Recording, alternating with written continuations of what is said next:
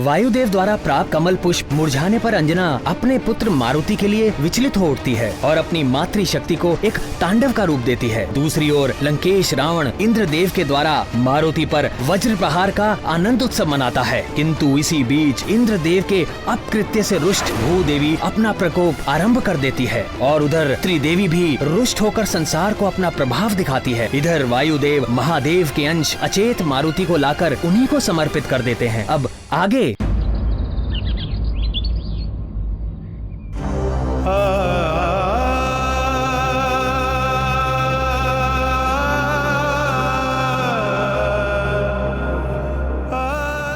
महादेव, आपका ये अंश जिसे मैंने भी पुत्र समान स्नेह किया था, अब मैं उसे आपको लौटा रहा।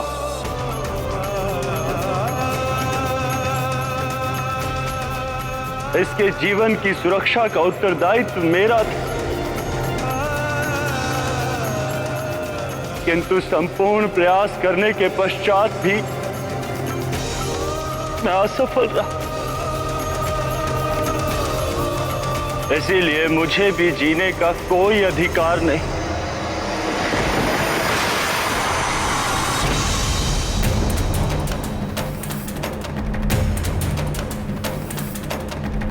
मारुति के अंत के साथ मेरा भी अंत होगा।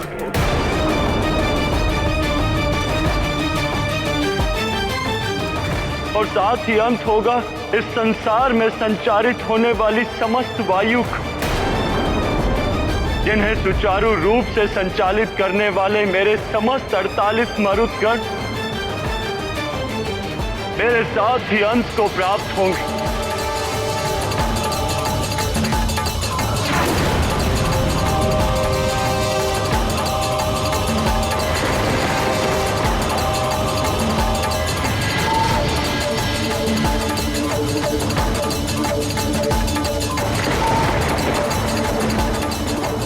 लगता है देवी लक्ष्मी भी रुष्ट हो गई हैं।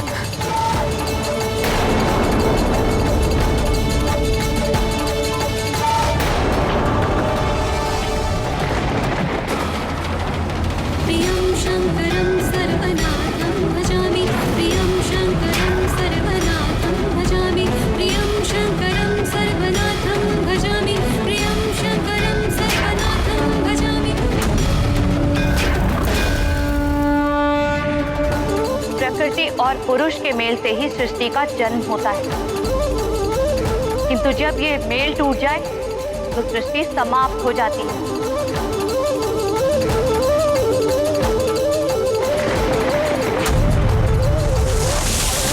प्रकृति का नाश अब मैं करूंगी।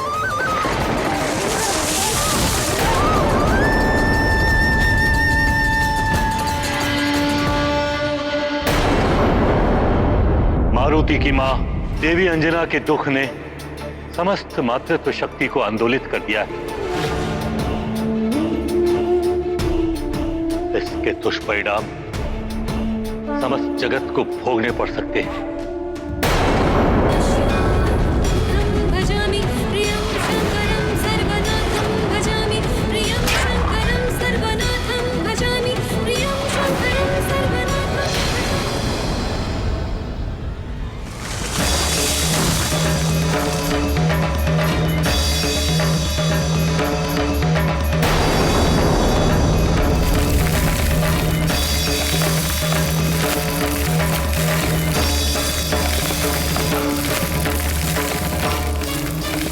ये हो क्या रहा है?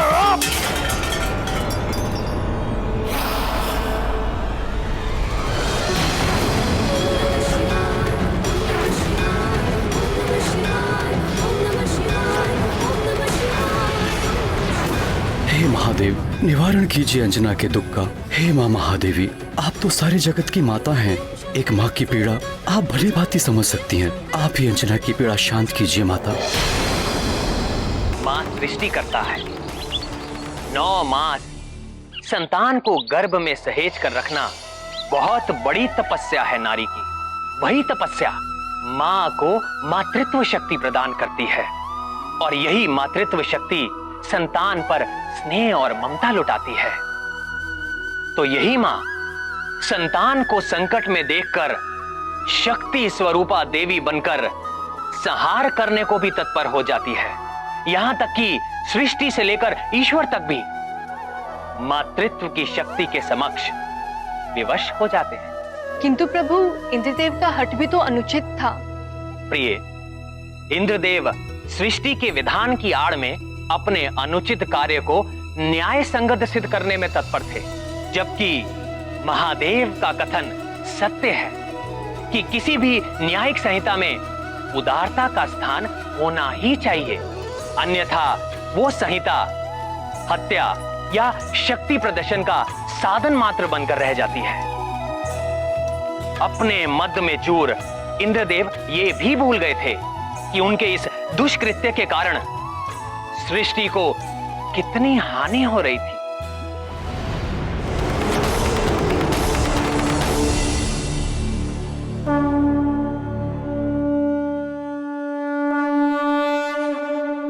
हे जल, थल, नभ, अग्नि, देह, संसार सहित समस्त ब्रह्मांड में उपस्थित मेरे मरुदगणों,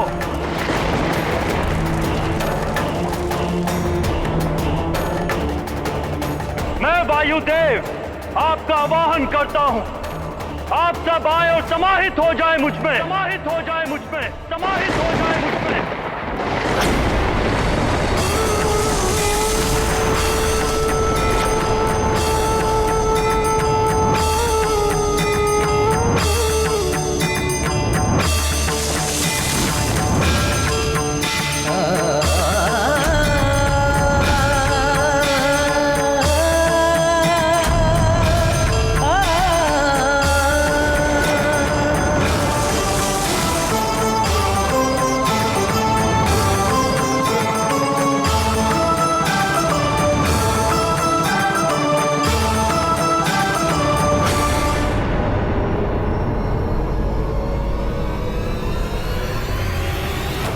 सुमति, जय, विराट, समर, दीति सहित ब्रह्मांड में उपस्थित मेरे सभी 48 मरुदगणों, जल, थल, नभ, अग्नि, संसार सहित समस्त ब्रह्मांड को वायुहीन कर दो।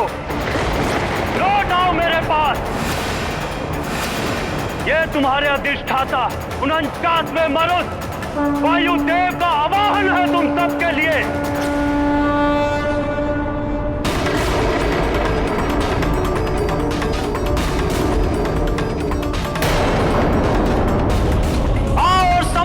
मुझ में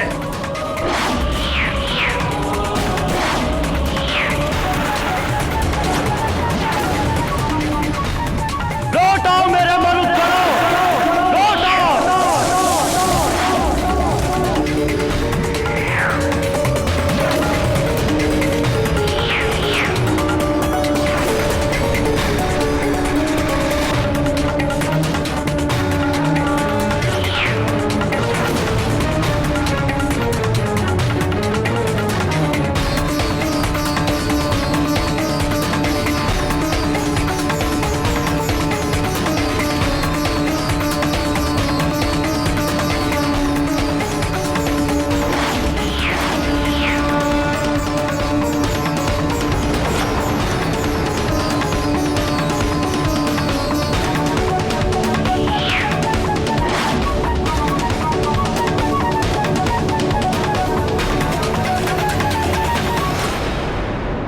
ये एकाएक अग्नि कैसे बुझ गई?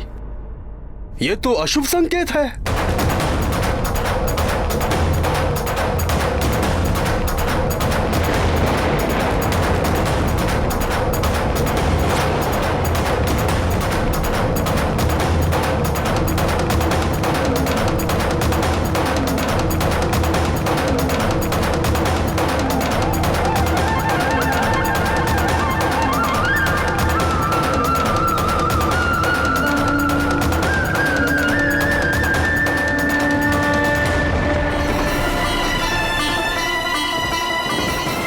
मिट जाएगा ये संसार, उजड़ जाएगी ये सृष्टि,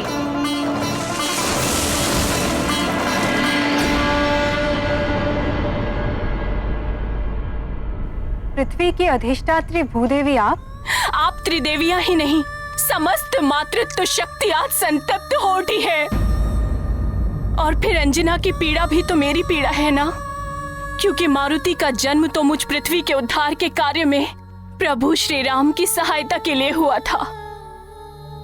यदि मारुति को जीवन दान नहीं मिला तो मैं समस्त पृथ्वी का नाश कर दूंगी। सब कुछ समाप्त हो जाएगा पृथ्वी पर।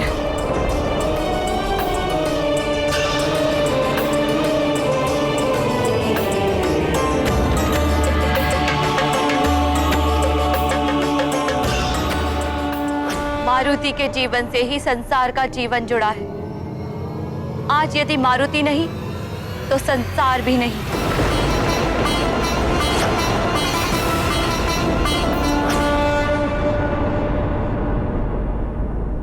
देवराज कुछ कीजिए। देवगुरु बृहस्पति के बिना देव कार्य कैसे संपन्न होंगे? इन कठिन परिस्थितियों में देवगुरु के समान हमारा मार्गदर्शन करने वाला कोई नहीं है। उन्हें वापस लाना ही होगा। प्रकृति भी उद्वेलित हो रही है। देवगुरु, इतनी चिंता करने की आवश्यकता नहीं है वरुण देव। मैं देवराज उनके कारण नहीं हूं, अपितु वो देवगुरु हैं मुझ देवराज इंद्र के कारण। मैंने ही उन्हें देवगुरु बनाया है। यदि मैं यहां हूं तो देवगुरु भी देवताओं को मिल ही जाएंगे।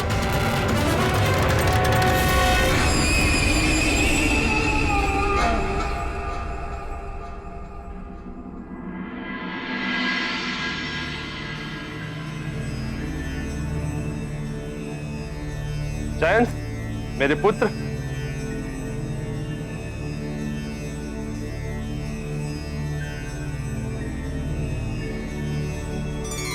प्रणाम पिताश्री। आयुष्मान भव पुत्र। तुम यहाँ मेरे दरबार में? हाँ पिताश्री, आप ही ने सुझाव दिया था ना कि मैं भी राज कार्यों में रुचि लूं, इसलिए मैं आज यहाँ उपस्थित हुआ हूँ। ये तो बहुत अच्छा किया तुमने। पिताश्री, सुना है गुरुदेव बृहस्पति ने देवगुरु पद त्याग दिया है। ऐसा क्या हो गया था जो वो रुष्ट हो गए? जयंत, मेरे पुत्र, राजकार्य में तुम्हारी रुचि देखकर मुझे बड़ी प्रसन्नता हुई। एक दिन देवराज का पद तुम्हें ही तो संभालना है पुत्र। किंतु तुम अभी अभी आए हो। राजकाज को देखो, समझो क्या क्या होता है, क्यों होता है, कैसे मैं समस्याओं का निवारण करता हूं। समय के साथ साथ तुम सब जान जाओगे।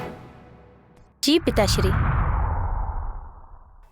किस समय की प्रतीक्षा कर रहे हैं स्वामी?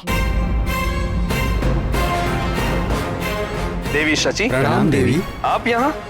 कुछ बड़ा अनर्थ हो उससे पहले ही हम संभल जाएं, इसीलिए मैंने यहाँ आने का निश्चय किया।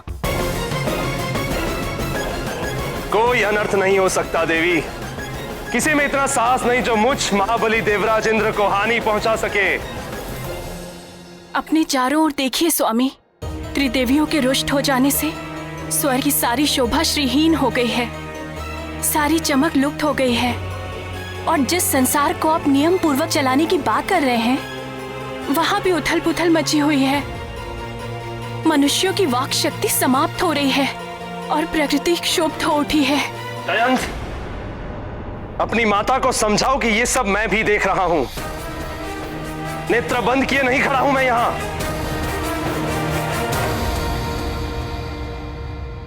किंतु नेत्रों से अहम का आवरण हटाकर देखिए स्वामी, सृष्टि संतप्त है, संसार मिटने वाला है मात्र आपके एक हट के कारण। स्वामी, मारुति को जीवन दान दिला दीजिए। इंद्राणी!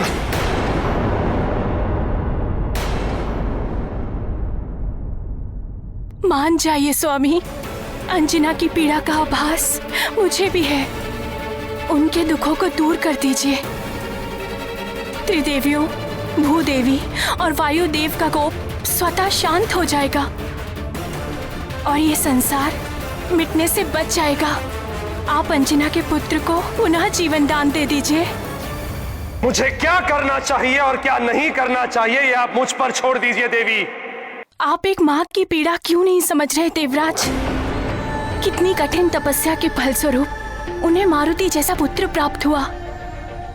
आप एक माँ से उसके पुत्र को छीनने का पाप क्यों अपने सिर चढ़ा रहे हैं? और वानर राज केसरी से भी आपकी कोई शत्रुता नहीं, फिर क्यों? बस चाची,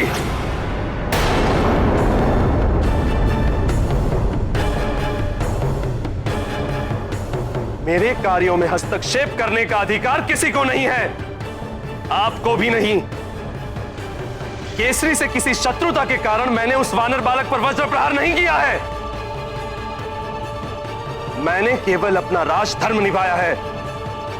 प्रकृति के नियमों को जो भी भंग करता है उसे इसी प्रकार दंडित किया जाता है।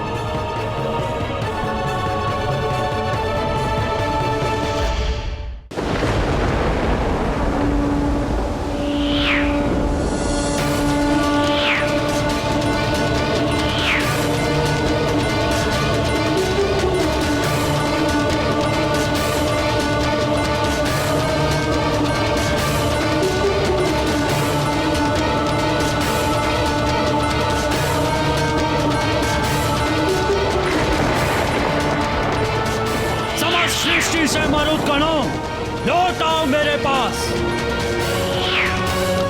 तुम्हारा अधिष्ठाता तुम्हें पुकार रहा है। आओ समाहित हो जाओ मुझ में, लौट आओ मेरे पास।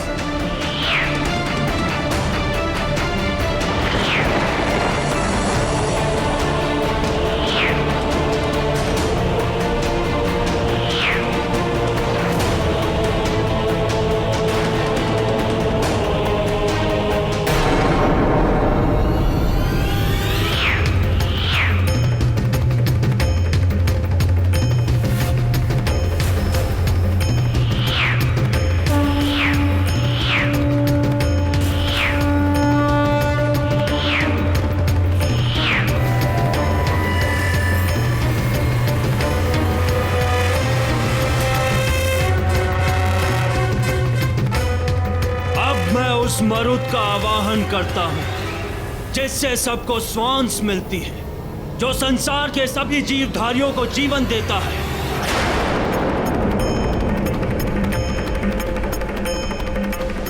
ऐ सभी जीवधारियों को जीवन देने वाले मरुत, प्राणवायु को संसार में संचालित करने वाले मरुत, लौट आओ अपने अधिष्ठाता के पास और श्वासहीन कर दो इस संसार को।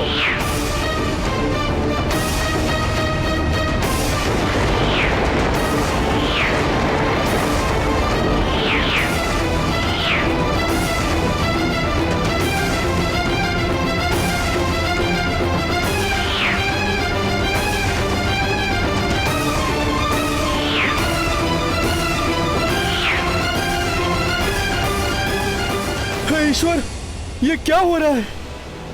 हमें श्वास लेने में इतनी कठिनाई क्यों हो रही है?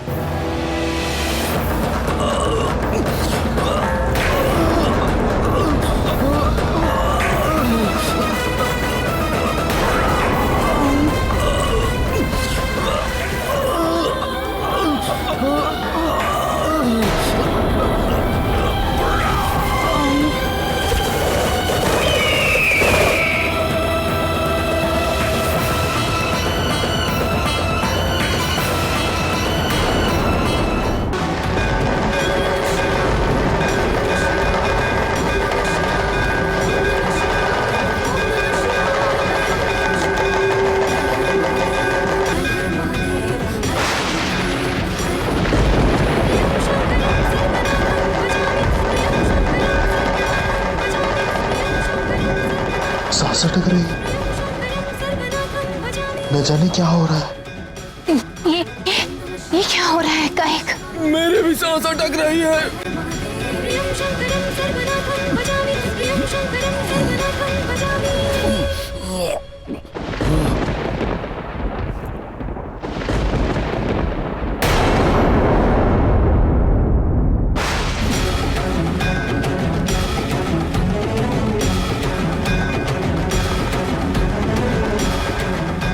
गुरु बृहस्पति, लगता है प्राणवायु समाप्त हो रही है।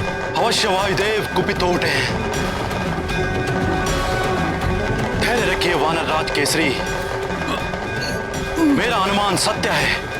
वायुदेव के क्रोध का ही परिणाम है ये। प्रतीत होता है प्राणवायु आदि का प्रसार करने वाले मर्दों को वायुदेव ने वापस खींच लिया है।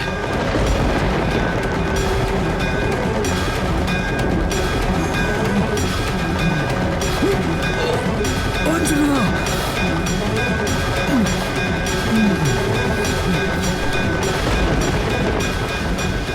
रुक जाओ अंजना, प्राणवायु समाप्त हो रही है।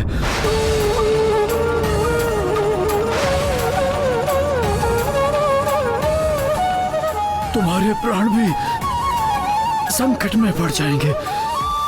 प्राण, मेरे प्राण मेरे पुत्र में बसे हैं। यदि मारुति लौट कर नहीं आया तो मैं यही नृत्य करते करते अपने प्राण त्याग दूंगी। देख लो देवताओं, देखिए ये सारा संसार मां का लाल नहीं तो मां भी नहीं।